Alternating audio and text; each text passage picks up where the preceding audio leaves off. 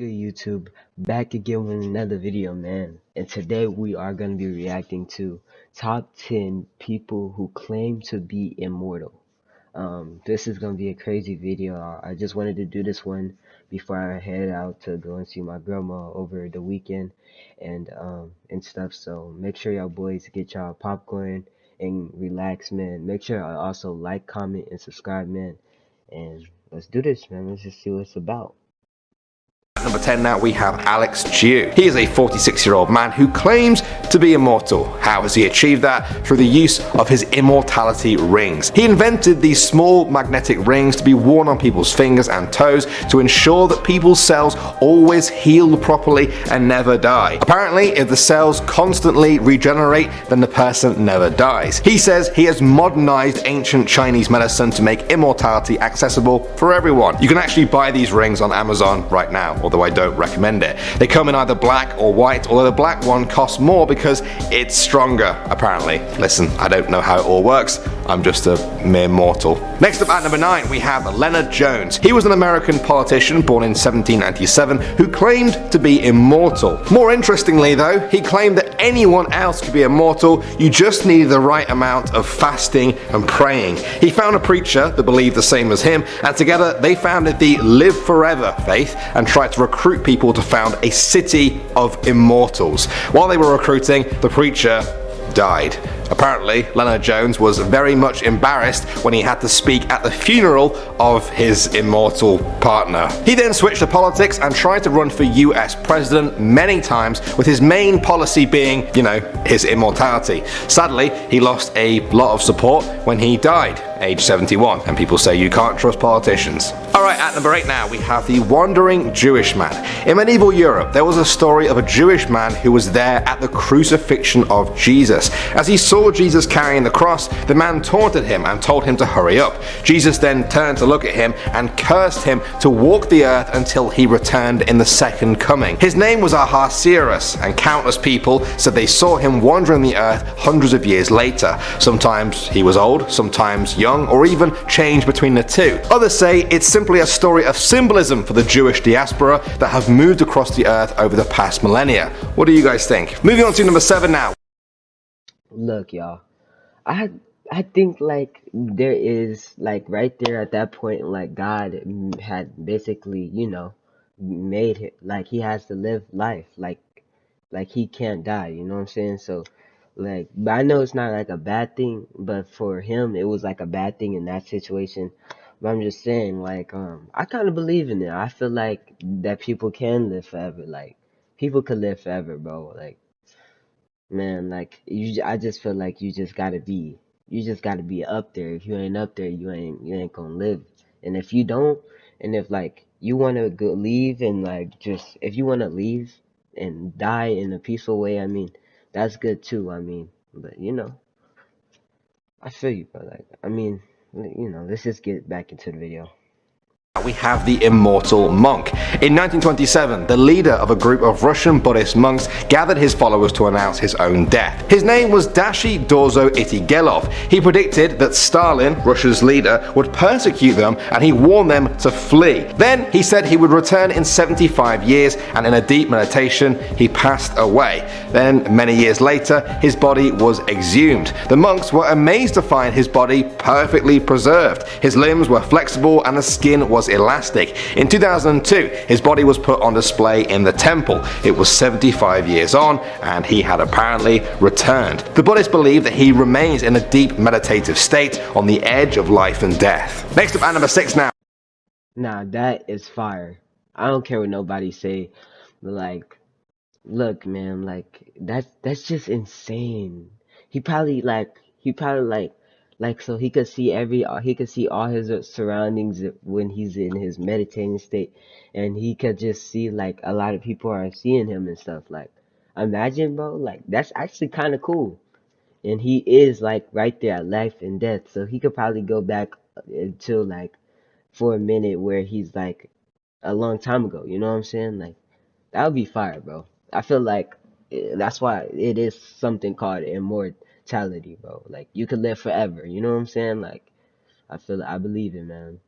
I mean, I think that it's possible. comment down what y'all think about it, man. I'm not even about to.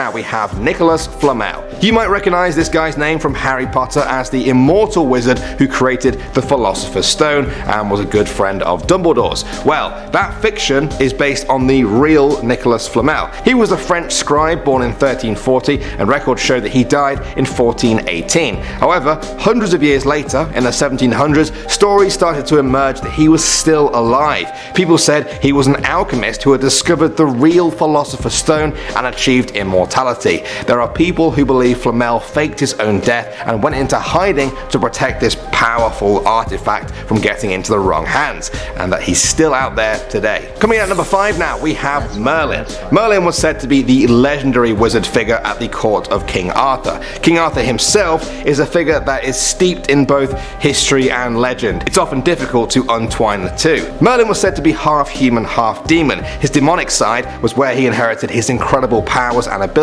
but his human side put them to work for good. One of these inherited powers was immortality. Believers in his existence say that you can find sightings of Merlin throughout British history. So look, this dude had half demon and half human. And this is just the way I think. I know everybody doesn't think like me, but look, if it's somebody half demon and half human, but he put the good side to use, like his human side to use, that mean that like that means like it's a good and bad to him. That's a balance. And that balance created immortality for him. So in that case, he was able to live. And I'm just saying, I'm not trying to say that it's true or anything, but I'm just saying, like, like this could be a good reason why immortality is a thing. Like, it always has something to do with balance to me. So that's just the way I think, man. But y'all comment down below and just let me know. I'm just saying, bro. Many hundreds of years after his time with King Arthur. Others say this is just retellings of the same story. The only way to find the truth is to keep picking apart the fact from the fiction. At the number 4 spot now, we have the 3 Nephites. According to Mormons, Jesus visited what is now America after his resurrection. He chose 12 apostles, and when his time came to leave, 3 of them asked to stay behind forever to help humanity and watch over them. Jesus was said to have granted this, and Mormons believe the 3 Nephites still walk among us today. As proof of this, they point to stories of kind strangers helping people throughout history before disappearing without a trace. Next up at number 3 now, we have Achilles.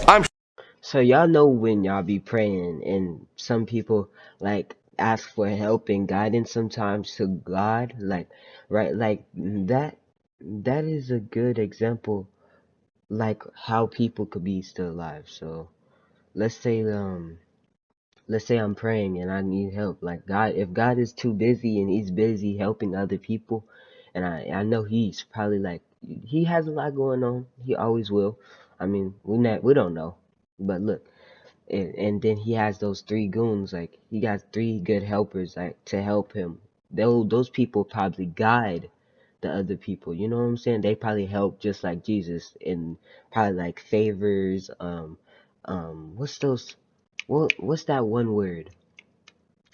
Favors, like, you know, when you need like to ask for something or you just wanna question, like that's them people who be giving questions too. They help out a lot. So I think that that's true. Yeah. I'm sure you've all heard of the phrase Achilles' heel. This is the guy it comes from. He was said to be a legendary Greek hero of the Trojan War. The story goes that when he was a baby, he was dipped into the river Styx, the river that separates Earth from the underworld. This made him invulnerable to everything, even death itself, effectively making him immortal, except for one tiny thing. They held him in the river by his ankle, meaning that his ankle was totally vulnerable. He was killed by a poison arrow to that ankle in a battle, thus bringing his immortality to a swift end. Achilles' heel really was his Achilles' heel. Next up at number 2 now, we have the Count of Saint Germain. He was a European nobleman who was born in 1691 and was known for his works in science, the arts, and philosophy. He was said to have attained immortality after drinking an elixir which he made through his mastery of alchemy. He traveled European courts where nobles were astonished to see he had not aged a single day in the 50 years since they last saw him. Many people said that he could live forever, even himself having confessed on at least one occasion to be 300 years old using the secrets of universal medicine. Records show he died in 1784 at the age of 93, but there have been countless stories of his appearance since then, even as recently as the 1970s. Alright, finally at number 1 now we have Qin Shi Huang. He was a famous Chinese emperor whose dynasty lasted 400 years. Some of the most famous works under his rule include the Terracotta Army and parts of the Great Wall of China. He was said to be so loved by his people that they thought of him as an immortal. This was a prophecy Qin Shi was more than happy to fulfill, and he became obsessed with seeking immortality. On 2 occasions, he sent hundreds of people out into the world to find. Look, I mean, this guy, I mean, I understand you wanted to live for immortality because people believed in you. But if people believe in you, but you just like, listen, he's a king. Like at this point, he's a king. He has a lot of people believing in him. That doesn't mean that he's gonna be immortal. Like, it doesn't work like that. You have to have something else. You have to have something special. You can't just be like, oh, I'm so obsessed with trying to be immortal and now I want to be immortal. You know what I'm saying? Like, it's not gonna happen, man. So I honestly don't believe in this one right here, but we just gonna listen.